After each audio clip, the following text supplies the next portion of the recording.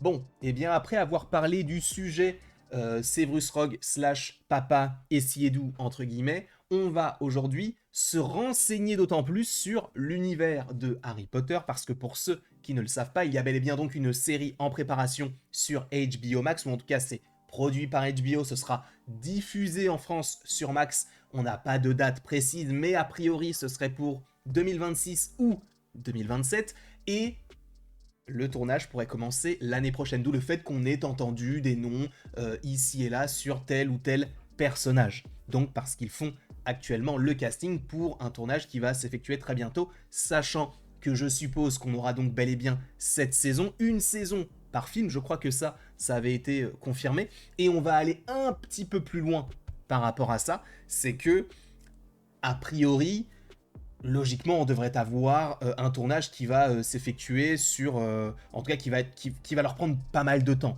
Parce que si on part sur cette saison et que les séries HBO sont très très très produites, je ne pense pas qu'on aurait, allez, 2 ans entre chaque saison, parce qu'en plus de ça, les enfants vont grandir assez vite. Donc ce ne sera plus forcément cohérent à un certain point. Donc je pense qu'on pourrait partir sur une saison chaque année, mais ça va être très compliqué, ou une saison tous les ans et demi, on n'en sait pas vraiment pour l'instant, même si je pense en vrai que pour que ce soit un peu crédible, sachant que ça se déroule aux alentours de fin juillet ou septembre, en tout cas au début, notamment par rapport à l'anniversaire d'Harry Potter, on peut partir de ce principe-là que cela pourrait sortir chaque année à la même date. Pourquoi pas? On ne sait pas. Et on ne sait même pas si le film, ou en tout cas si le projet, va marcher. Pour rappel, ce n'est pas un film, mais donc c'est une série. Deadline a fait un article pour parler de certaines actrices et certains acteurs qui pourraient interpréter tel ou tel rôle, et on va y venir tout de suite en lisant l'article en question que vous retrouverez normalement dans la description, si je ne dis pas de bêtises. Les rumeurs de casting pour Harry Potter s'intensifient avec de grands noms convoités pour des rôles emblématiques. On va lire tout ceci ensemble, et là vous avez un petit aperçu, mais lisons l'article. Si une série télévisée dont la diffusion est prévue dans 2 ans était suivie, Harry Potter de HBO fait un carton plein.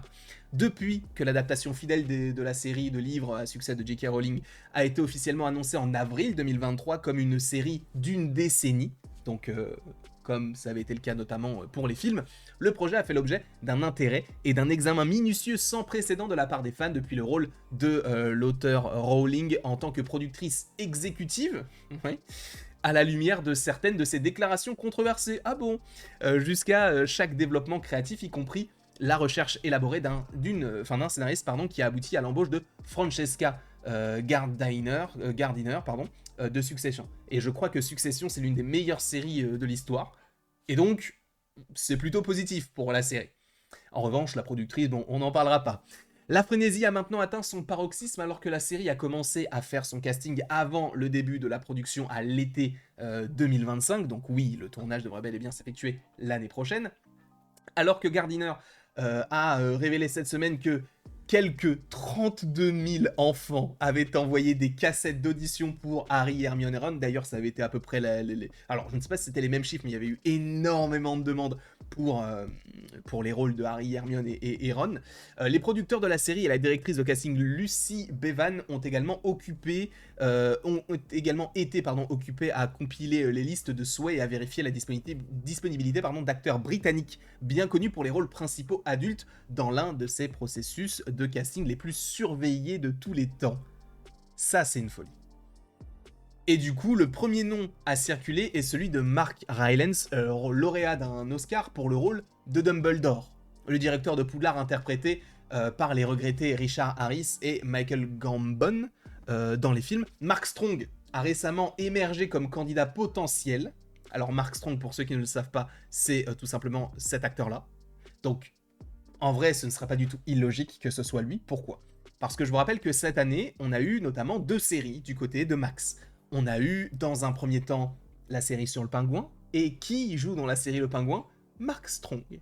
Et là, actuellement, on est en plein Dune Prophétie. Et qui joue dans Dune Prophétie? Mark Strong. Donc, vous savez qu'en général, les studios, quand ils ont un acteur et qu'il fait plusieurs productions, bon, bah, sur des productions telles que celle-ci, on peut supposer qu'il reviendra. Après, est-ce que ce sera donc dans le rôle de Dumbledore?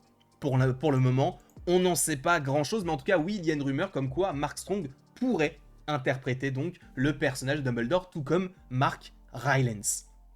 Du coup, comme je vous l'avais dit, on a parlé de Papa Ace Yedu récemment, donc acteur de I May Destroy You pour le rôle du maître des potions Rogue, interprété par le regretté Alan Rickman dans les films. Les rumeurs vont également bon train. Du coup, Sharon Horgan, la co-créatrice et star de Bad Sisters, nominée au Emmy Award, pourrait être pressentie pour jouer le rôle de la directrice adjointe Minerva McGonagall, sachant, et là c'est fou, alors du coup des informations contradictoires ont circulé quant à savoir si Rachel Weisz, lauréate d'un Oscar, bon Rachel Weisz que vous connaissez supposément pour La Momie, ou par exemple pour Black Widow, figure également sur la liste des candidats pour le rôle. Si Rachel Weisz joue McGonagall, ce serait particulier. Moi ça me dérange pas pour l'instant, on a des noms plutôt intéressants, alors je vous avoue que je ne connaissais pas cette actrice-là, mais du coup, en vrai, pourquoi pas. Pendant ce temps, Brett Goldstein, le favori des fans de Ted Lasso, lauréat d'un Emmy, a été pressenti pour le rôle d'Hagrid. Et en gros, Brett Goldstein, c'est du coup lui. Alors, il joue dans Ted Lasso. Alors, j'ai pas encore regardé Ted Lasso. Je vais regarder Ted Lasso, mais je crois qu'il joue le rôle d'un des personnages les plus appréciés. Et en plus de ça, il était, alors pour les fans de Marvel, dans Thor, Love and Thunder, si je ne dis pas de bêtises, puisque c'est lui qui joue dans la scène post-générique le personnage de Hercule. D'ailleurs, bientôt sur la chaîne, et je me demande même si ce ne sera pas tout à l'heure, on va parler des scènes post-génériques des films Marvel. Donc on reviendra aussi sur Brett Goldstein. Aucun des acteurs ne semble avoir reçu d'offre officielle, donc ce ne sont que des rumeurs, encore une fois, c'est précisé. HBO ne se lance pas dans le jeu des devinettes et répond à chaque demande de casting par une déclaration générale. Nous sommes conscients qu'une série aussi médiatisée suscitera beaucoup de rumeurs et de spéculations au fur et à mesure que nous avancerons dans la production et la pré-production, pardon. Nous ne confirmerons les détails qu'au moment de finaliser les accords. Ok. Alors, sachez qu'après, bon, il rappelle, voilà, enfin, en gros, il termine l'article, c'est Justin Kroll qui a travaillé dessus, bon, qui est un journaliste assez réputé dans le milieu du cinéma. Mais, avant toute chose, il faut revenir sur est-ce que ce projet vous plaît ? Est-ce qu'une série sur Harry Potter peut vous plaire ? Moi, c'est un projet qui me fait un peu peur, parce que je trouve que c'est peut-être un petit peu tôt. Alors tu vas me dire, oui, mais regarde, la saga s'est terminée en 2011 avec les Reliques de la Mort. Pas vraiment. La saga s'est terminée il n'y a pas longtemps avec les Animaux Fantastiques. Et sachant qu'ils partent sur les Animaux Fantastiques, après, il est vrai que Hogwarts Legacy a plu. C'est un projet qui a rapporté énormément d'argent, qui a reçu énormément de critiques positives. Moi j'avais joué, alors j'ai pas fini le jeu encore, parce que c'était un peu long, mais c'était une vraie expérience. C'était génial de pouvoir se plonger dans cet univers-là, Harry Potter en tant que pouf souffle. Voilà, non mais je vous le dis, les pouf souffles sont les meilleurs. Non mais il n'y a pas de débat à avoir, quoi. Les pouf souffles. Donc moi, je suis un peu mitigé parce que j'ai peur qu'il dénature possiblement la chose. C'est vrai que j'ai entendu, j'ai vu des tweets de Mathéo qui disaient c'est vrai qu'il devrait changer notamment le logo et tout. Moi en vrai, je pense qu'il devrait pas changer le logo. Il devrait ni changer le logo, ni la chanson.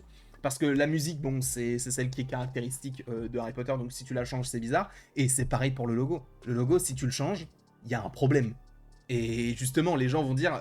parce qu'il y aura forcément énormément de critiques, que ce soit ressemblant ou non.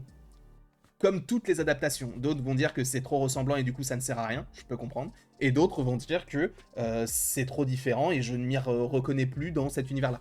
Ça peut se comprendre aussi. Donc oui, ce sont des choses qui sont à voir aussi par rapport à ça. Moi en tout cas, le fait que nous ayons ce casting-là qui se fasse, que nous ayons le même logo, la même musique, etc., ça ne me dérange pas. Encore une fois, rappel, la série devrait se tourner en 2025 et une diffusion pour l'année 2026, voire 2027. En tout cas, je vous remercie beaucoup d'avoir été présent devant cette vidéo. Je crois que le son n'a pas été très très fort, j'en suis confus. Je vais essayer de régler ça, notamment sur Premiere Pro. Et je vous remercie beaucoup en tout cas d'avoir été présent devant cette vidéo. Et après tout ceci, il ne me reste plus qu'à vous dire à la prochaine pour la prochaine. Et encore une fois, merci beaucoup. On se retrouvera de toute manière plusieurs fois aujourd'hui pour parler un petit peu de tout cela. Et du coup, là, on va parler notamment des scènes post-génériques des films Marvel, parce que là, il y a pas mal de choses à dire, notamment sur des rumeurs.